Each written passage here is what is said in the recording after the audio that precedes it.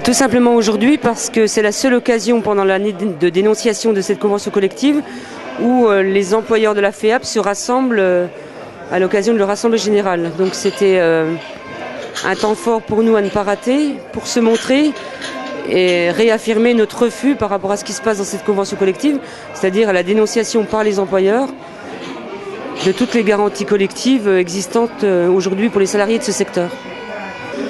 La FEAP, il faut savoir que c'est une chambre patronale qui s'est fixé une ligne en mars 2010, lors d'une assemblée générale, qui est de réduire le coût de la convention collective.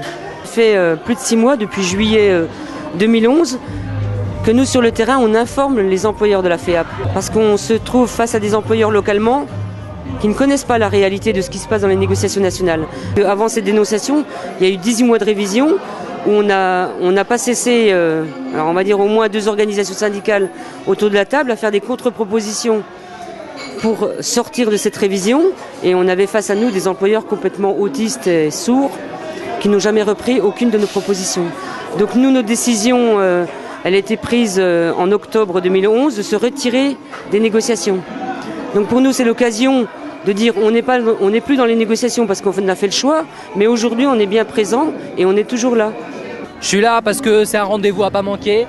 Il y a des choses très importantes qui se décident aujourd'hui.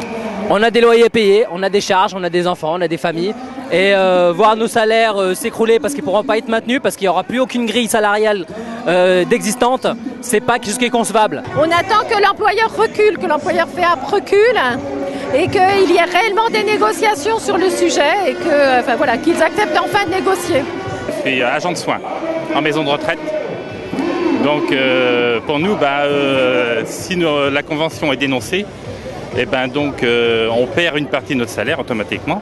Donc, je suis éducatrice spécialisée et aujourd'hui avec mes collègues on est là pour soutenir la 51 parce que la 66 arrive derrière aussi. On va défendre notre convention parce qu'on est en train de tout perdre. Donc il faut vraiment quand même qu'on fasse quelque chose.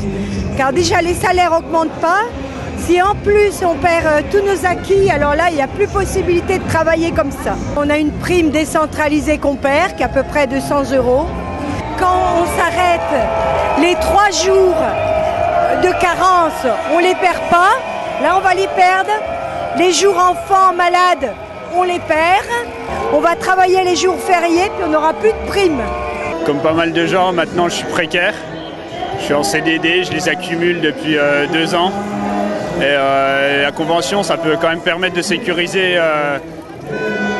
aussi les emplois quand on arrive à les pérenniser. Nous voulons que la convention vive, qu'on puisse l'améliorer, pourquoi pas, mais pas la dénoncer et comme ils sont en train de faire.